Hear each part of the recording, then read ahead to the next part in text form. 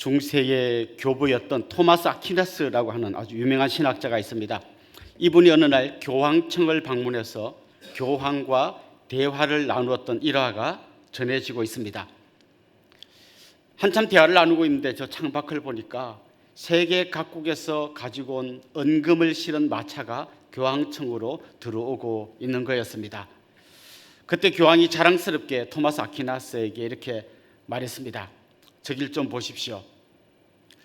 옛날에 베드로와 요한은 성전 미문에 앉아 있는 그 장애인 앞에서 은과 금은 내게 없거니와 라고 말했는데, 지금 우리에게는 이렇게 많은 은과 금이 있습니다. 그리고 이렇게 아름다운 성전을 우리가 가지고 있습니다. 아주 자랑스럽게 이야기를 했습니다. 그때 토마스 아퀴나스가 그렇게 질문을 던졌다고 합니다.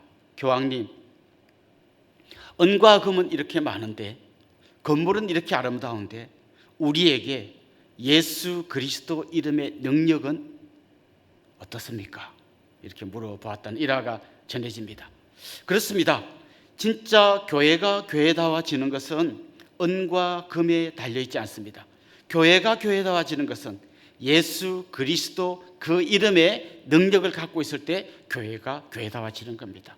성도가 성도다워지는 것은 단지 자기 집이 크고 가진 재산이 많을 때, 내가 하나님께 복 많이 받았습니다 할 때, 그때 성도가 성도다워지는 게 아니라 그 성도 한 사람 한 사람 안에 예수 그리스도 이름의 능력이 살아있을 때, 그때 그 성도가 진짜 성도다워지는 것입니다. 오늘 우리가 읽은 이 본문 말씀에 보면 한 중증 장애인이 등장합니다. 이분의 나이는 한 40세 정도 된 사람입니다. 이 사람은 태어날 때부터 조금 더 그럴 수 없는 아주 중증 장애인으로 태어나서 지금 한 40년을 그렇게 살아온 사람입니다. 당연히 이 사람의 인생은 정말 순탄하지 않았을 겁니다. 정말 모든 게 다 힘들었고, 어떤 측면으로 보나 그의 인생은 남들이 볼 때 정말 혀를 찰 만한 그런 불행한 인생이었을 겁니다. 일단 그는 장애가 있었습니다. 오늘 본문에도 보면 그를 성전 미문에 구걸하는 자리까지 사람들이 메고 와서 내려놨다 하는 거 보면 뭐 이렇게 부축해서 그럴 정도도 아니고 조금도 움직일 수 없는 중증 장애를 가지고 있었습니다. 당연히 이런 사람 하나가 있으면 그 집안 전체가 이 사람 때문에 굉장히 힘들어집니다. 그냥 정상인들도 건강하게 먹고 살기가 힘든 그런 시대였는데, 이런 장애인이 한 명 있으니까 아마 그 집의 경제적인 문제도 굉장히 심각했을 겁니다. 이 문제를 해결하기 위해서 아마 이 사람은 조금이라도 돕는 의미에서 이 성전 미문 앞에 와서 구걸을 하고 있었을 겁니다. 가끔씩 이런 분을 만난 적이 있는데요, 화장실 가는 것도 힘들어하는 분들, 누군가 도와주지 않으면 정말 가장 기본적인 이런 화장실 가는 것조차도 할 수 없는 이런 분들의 아픔과 고통은 겪어보지 않은 사람은 이해할 수 없는 엄청난 고통이었을 겁니다. 더구나 이 사람이 살던 이 시대에 사람들은 어떤 생각을 갖고 있었는가 하면, 장애가 있는 것은 하나님께 벌을 받은 거다, 이런 생각을 갖고 있었습니다. 그러니까 사람들마다 그 장애인을 보고 혀를 차면서 뭔 잘못을 저질러서 저런 천벌을 받았을까, 이렇게 하는 그런 시대였습니다. 이 사람은 한마디로 경제적으로나 사회적으로나 신체적으로나 그냥 완전 인생 밑바닥에 내동댕이 쳐진 사람입니다. 아마 자기 스스로 나는 하나님께 버림받은 사람이다 라고 생각하고 살았을 것 같습니다. 그때 참 아이러니한 거는요, 이 사람이 성전 미문 앞에 앉아 있습니다. 이 미문이라는 문은요, 아름다울 미자입니다. 아름다운 문 앞에 앉아 있습니다. 그 문이 주로 금과 청동으로 이렇게 장식이 되어 있고 너무 아름다운 문양이 많이 들어가 있는 그런 문입니다. 그래서 사람들은 그 문을 골든 게이트, 황금문이라고도 부르고 아니면 아름다운 문, 미문이라고도 불렀습니다. 성전에 들어가는 문이 몇 개 있었는데, 특별히 이 장애 거지는 미문 앞에서 구걸을 하고 있었죠. 그러니까 가장 아름다운 문 앞에서 가장 초라한 모습으로 그가 지금 구걸하고 있는 겁니다. 그리고 굉장히 아이러니한 거는, 그는 성전 바로 문 앞에 있지만 성전에는 들어가지 못했습니다. 그래서 성전에 들어가는 수많은 사람들을 보기도 하고 그들이 경험하는 그 하나님을 만나는 은혜를 지켜는 봤지만 자기는 정작 그 안에 들어가지 못했고요. 가장 아름다운 문 앞에 앉아 있었지만 그의 인생은 가장 불행한 인생이었습니다. 보통 이런 환경에 사는 사람들 마음속에 기본적으로 분노가 일어납니다. 그 부자에 대한 분노, 건강한 사람에 대한 분노, 때로는 자기를 도와주는 가족에 대한 분노, 심지어 하나님에 대해서도 분노를 갖고 있는 경우가 많습니다. 그러나 이 분노가 막 가다가 나중에는 그 분노할 힘조차 없어질 때가 있습니다. 그때 보통 사람들은 낙담합니다. 절망합니다. 그리고 자기 인생을 포기합니다. 아무것도 되는 게 없구나. 그냥 아무 생각 없이 그냥 되는 대로 그냥 굴러가 보자, 그런 생각까지 미칠 때가 많이 있습니다. 결국 그는 그런 심정으로 살고 있습니다. 그냥 있으면 가족들에게 미안하니까 구걸이라도 해서 그나마 가족들을 도우려고 그는 성전 미문 앞에 앉아서 구걸하고 있습니다. 사람들이 자기를 향해서 웃음을 보내주지 않아도, 뭐 자기를 좀 불쌍히 여겨주지 않아도 좋았습니다. 그냥 동전만 많이 줘라, 이런 마음으로 그는 거기에 앉아 있었습니다. 그나마 그가 앉아있던 이 자리는 굉장히 목이 좋은 자리였습니다. 성전에 들어가는 사람은 기본적으로 뭔가 좀 마음이 하나님 만나러 간다는 마음 때문에 좀 기본적으로 착한 마음으로 가지 않겠어요? 착한 마음으로 가는데 그게 거지가 장애를 갖고 앉아 있으니까 그래도 뭔가 좀 동전 한 입이라도 줘야 좀 될 것 같지 않겠어요? 그런 아주 좋은 자리에 앉아서 구걸을 하고 있었습니다. 저는 이 본문을 읽을 때마다 항상 떠오르는 한 사람이 있습니다. 제가 신학대학 다닐 때 우리 학교 앞 육교 위에 한 할머니가 서 계셨습니다. 버스 정거장에서 내려서 학교를 가려면 반드시 그 육교를 거쳐가야 되는데, 육교 한복판에 한 할머니가 초라한 옷을 입고 한쪽에는 목발을 짚고 지나가는 신학생들에게 손을 내밀고 있었습니다. 여러분, 그 신학생들의 그 고민이 이해되십니까? 지금 내 주머니에는 오늘 점심 먹을 돈 600원밖에 없는데, 이거 주고 나면 나는 밥 굶어야 되는데, 그 할머니가 너무나 불쌍한 눈으로 손을 내밀고 있습니다. 그분도 자리를 잘 잡은 거죠. 그래서 신학생들이 가는 그 길목에 육교를 안 거치고는 건널 수 없는 거기에 자리를 잡고 매일 아침에 나와 계셨습니다. 그때 학교를 다녔던 우리 친구들이 그때 학교 앞에 식당 얘기도 하다 보면 꼭 그 할머니 이야기가 나옵니다. 아무도 그 할머니 이름을 모릅니다. 그런데 별명은 지금도 모두가 기억하고 있습니다. 그분의 별명은 막달라 마리아였습니다. 왜 막달라 마리아인지 아시겠습니까? 막달라 마리아. 그 막달라 마리아 할머니를 그때 신학생들은 다 기억하고 있어요. 지금 이 성전 미문에 앉아있는 이 장애 거지도 성전에 오르락 내리락 사람은 다 알고 있습니다. 이름은 몰랐겠죠. 그런데 그 사람 하면 다 아는 바로 그 사람입니다. 아마 이 사람을 보면서 지나가는 사람들이 다 혀를 차고 아이고 안 됐다, 불쌍하다, 아마 그런 눈으로 지나갔을 겁니다. 그런데 그들이 모르는 게 있었습니다. 저 거지를 보고 그 장애인을 보고 혀를 차고 불쌍하다 하고 바라봤지만 정작 그렇게 말하는 자기들이 모르는 게 있었는데요, 알고 보면 자기들의 형편도 크게 다르지 않다는 거예요. 자기들의 형편도 자기는 걸어다니고 뭐 밥 먹을 돈도 있고 그런 대로 잘 살고 있다고 생각하지만 알고 보면 자기들의 형편도 크게 다르지 않다는 거예요. 아담과 하와가 에덴 동산에서 타락한 이후에 에덴 동산에서 쫓겨났습니다. 다시는 하나님과 교통할 수 없는 그 절망의 자리로 쫓겨난 게 인간의 삶의 가장 기본적인 모습입니다. 태어날 때부터 그런 존재로 태어나는 거죠. 더 이상 에덴 동산에 사는 가 교제할 수 없었습니다. 이제 그들은 땀을 흘려야 했고 가시와 엉겅퀴를 걷어내야만 농사를 지을 수 있었습니다. 해산의 고통을 겪어야만 아이를 낳을 수 있었습니다. 무엇보다 심각한 것은 하나님과 단절된 상태에서 회복되지 못한 채로 일평생 살다가 결국 죄와 죽음, 그리고 마지막에는 영원한 심판, 지옥 형벌에 떨어지는 게 그들의 삶의 형편이었습니다. 단지 지금 걸어 다닐 수 있고 자기 경제 능력을 갖고 밥을 먹을 수 있었지만 결국은 죽고 나면 똑같은 형편에 처해지는 그들의 삶의 자리를 자기들은 잘 모르고 그냥 눈앞에 있는 장애인 거지를 불쌍하다라고만 생각하고 있었던 거죠. 이 장애인 거지에게 유일한 소망이 있다면 동전을 몇 개 더 받는 거예요. 그게 다른 거예요. 지금 밖에 있는 스스로 괜찮은 삶을 살고 있다는 이 사람들은 동전 대신에 좀 더 다른 걸 얻고 싶겠죠. 좀 더 많은 부를 얻고 싶고, 농사가 좀 잘 되었으면 싶고, 뭔가 좀 잘 풀렸으면 싶은 그 정도 생각을 갖고 있는 그런 차이가 있을 뿐이지, 결국 하나님으로부터 멀어져서 영원한 지옥 형벌에 떨어질 거라고 하는 그들의 삶의 자리는 그 장애인이나 아니면 이렇게 멀쩡하게 걸어다니는 사람이나 사실 알고 보면 똑같은 형편이었다는 거죠.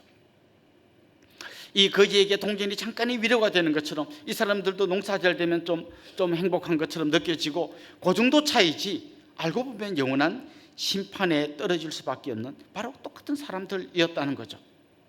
지금 우리에게 오늘 이 본문이 중요한 것은 우리도 예수 그리스도를 만나지 못하면 똑같은 형편이라는 거예요.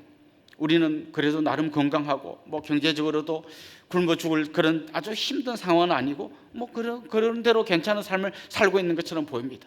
우리에게도 어떤 꿈이라는 게 있습니다. 우리 아들이 좋은 대학 가면 좋겠고, 우리 집이 좀 더 넓은 집으로 갔으면 좋겠고, 그냥 나도 좀 더 건강했으면 좋겠고, 그 정도에서 내가 좀 더 행복했다가 덜 행복했다가 이런 것처럼 보이지만, 진짜 예수 그리스도를 통한 영원한 하나님의 나라를 소유하지 못한다면 우리의 형편도 전혀 다르지 않을 것입니다.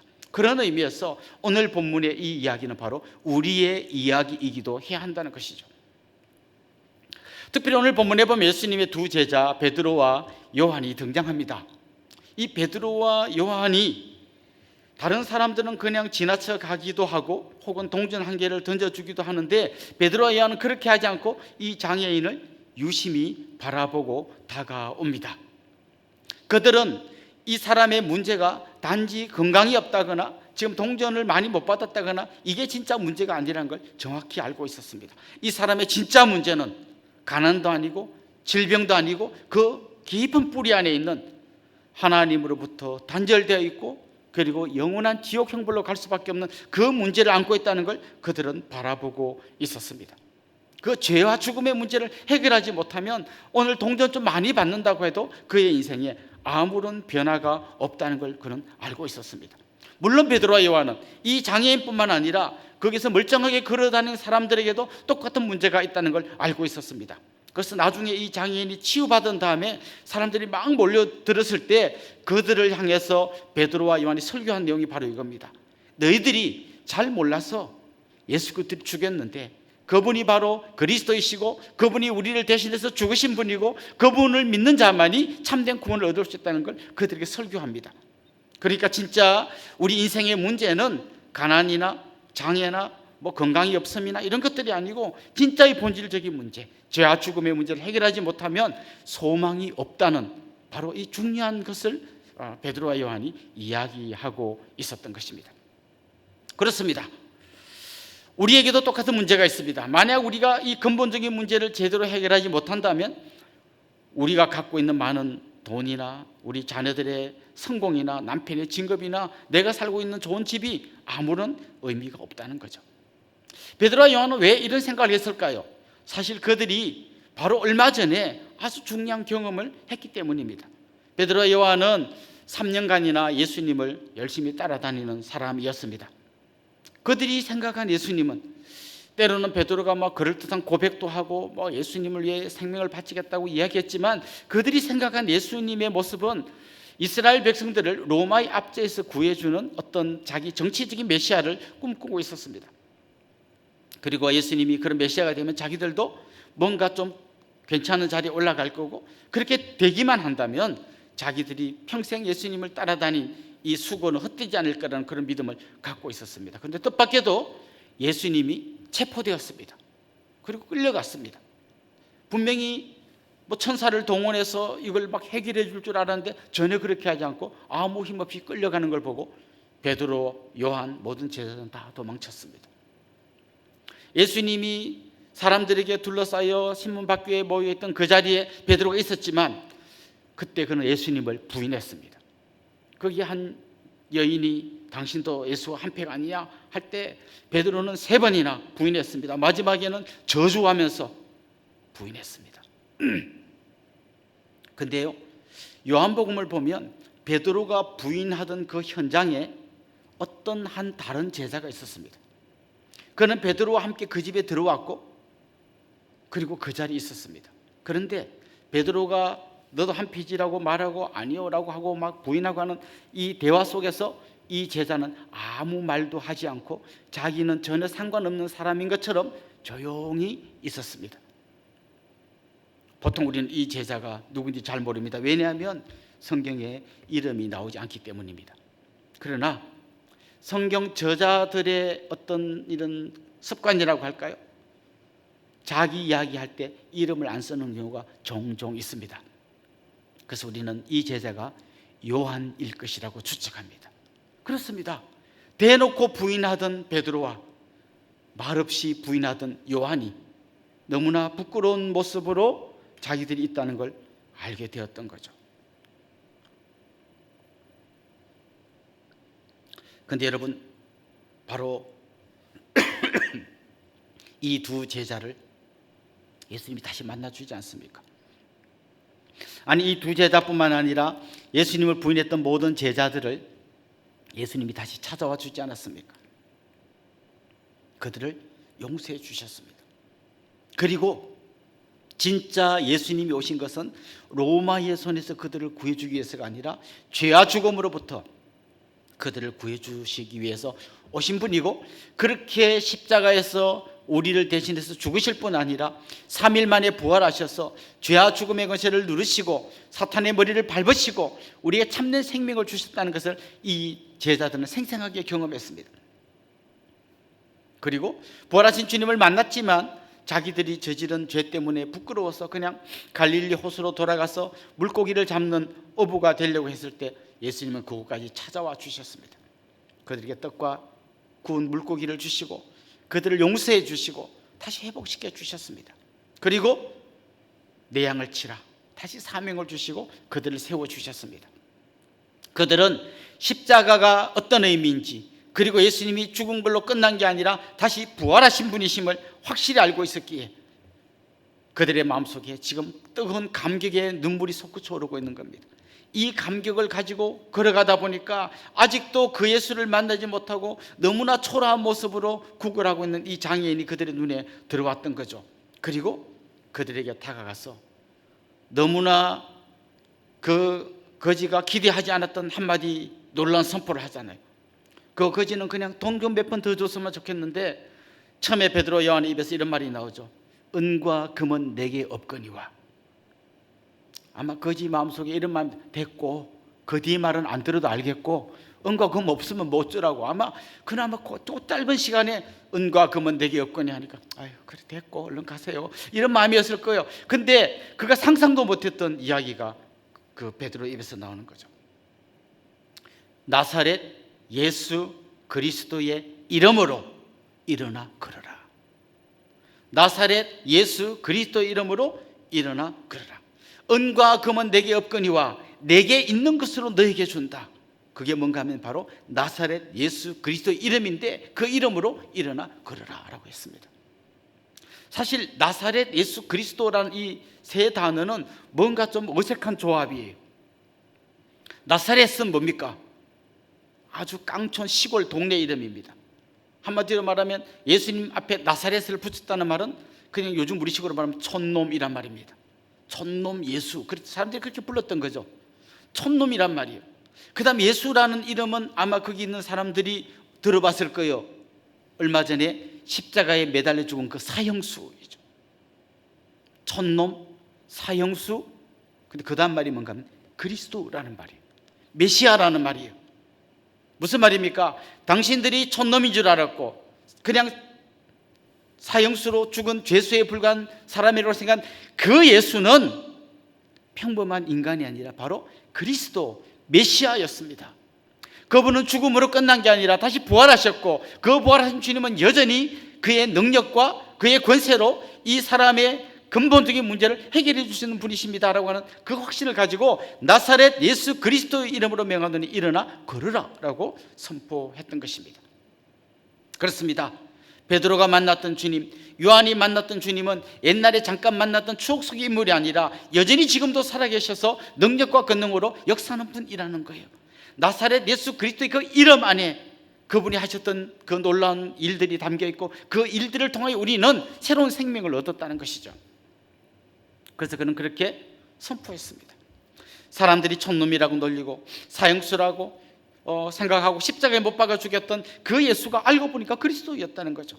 하나님께서 그를 살리셨고 높이 드셨고 이제는 이분의 능력으로 우리의 모든 죄와 죽음이 물러가고 우리에게 새로운 삶이 찾아왔다는 것을 그들이 알고 믿고 경험했기에 당당하게 내게 있는 것으로 당신에게 줍니다 라고 이야기할 수 있었던 것입니다.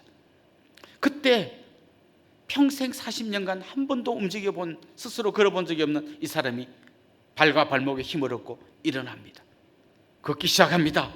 걷는 것으로 만족하지 않고 펄쩍펄쩍 뛰어봅니다. 그리고 그 사람 입에서 찬송이 터져나옵니다. 그리고 한 번도 들어가지 못했던 성전 안으로 그가 들어가는 이야기가 오늘 본문에 나옵니다. 그렇습니다.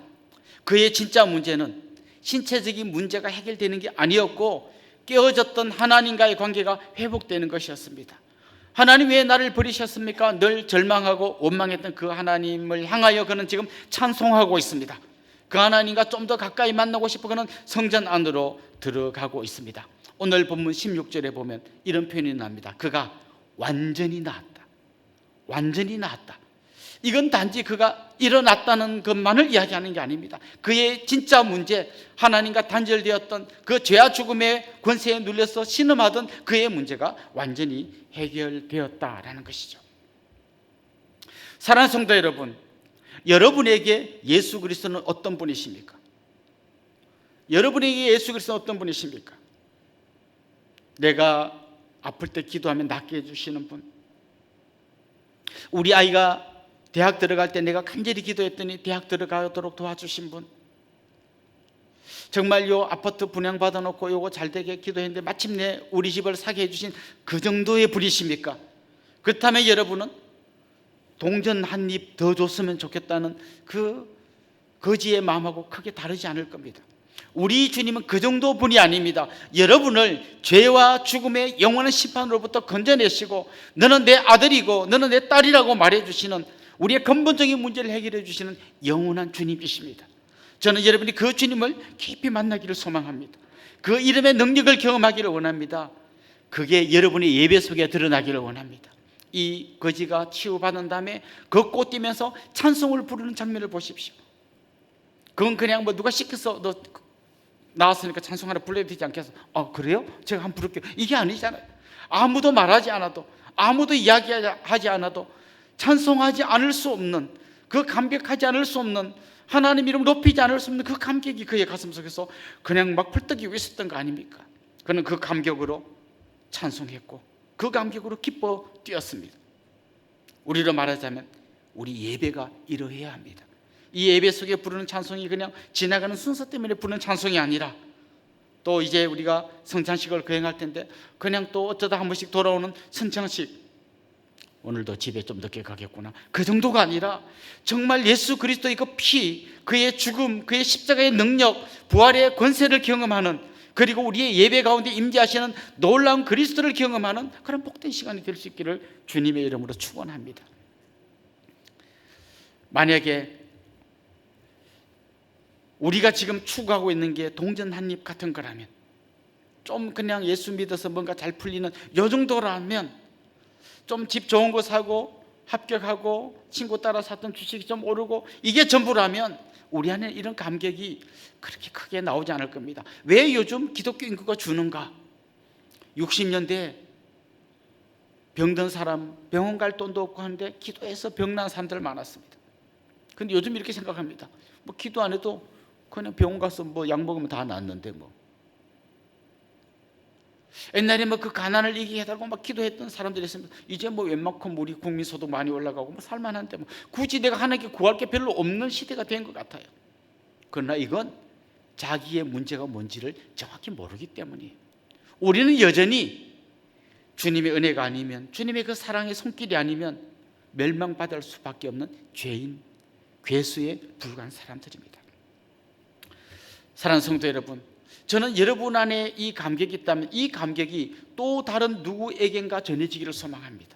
베드로와 요한이 자기가 만났던 예수 그리스도를 그냥 혼자 알고 있을 수만 없어서 여전히 죄와 죽음 속에서 절망 상태인데도 불구하고 그 상황도 모르는 채 단지 지금 돈 좀 없는 거, 건강 안 좋은 거, 이것만 걱정한 사람들 볼 때마다 진짜 당신의 문제는 이 죄와 죽음이고 예수 그리스도를 만나야만 당신이 회복될 수 있다는 이 믿음을 가지고 그들에게 손을 내밀어 주시는 그런 분들이 되면 좋겠습니다. 베드로와 요한은 능력이 있지만 우리는 능력이 없잖아요. 혹시 이런 생각할까 봐 오늘 본문에 누가가 친절하게 기록해 놨습니다. 베드로 요한이 사람들이 그렇게 말했습니다. 여러분, 왜 우리를 주목하십니까? 우리 개인의 경건과 능력으로 이 사람이 일어난 게 아닙니다. 단지 우리는 통로였을 뿐이고 이 사람을 일으킨 것은 부활하신 예수 그리스도 살아계신 바로 그분이십니다 라는 걸 당당히 밝혔습니다. 우리가 그분을 믿을 때에, 그분의 능력을 경험할 때에 우리를 통해서도 얼마든지 이 구원의 역사가 일어날 수 있을 줄로 믿습니다. 사랑하는 성도 여러분, 우리 교회의 건물이 초라하다고 기죽을 이유 하나도 없습니다. 거꾸로 우리 교회 성도들이 좀 많다고 교만할 이유도 한 가지 하나도 없습니다. 진짜 중요한 것은 그런 게 아닙니다. 우리에게 필요한 것은 예수 그리스도 살아계신 그분의 이름, 그분의 능력입니다.